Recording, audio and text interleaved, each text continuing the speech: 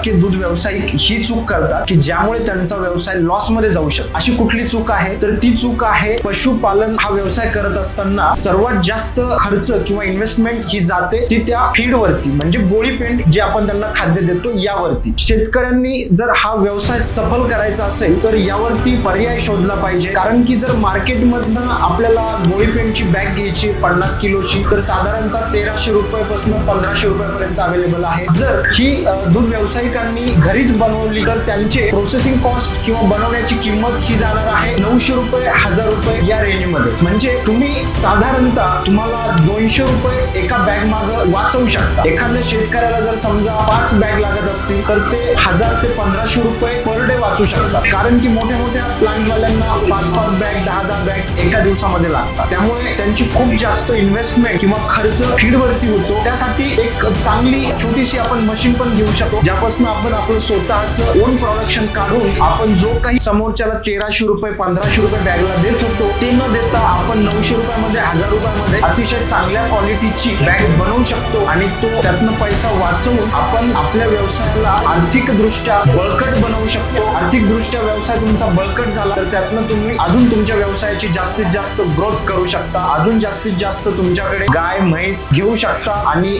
एक मोठा नामांकित व्यवसाय तुम्ही स्टेबल करू शकता.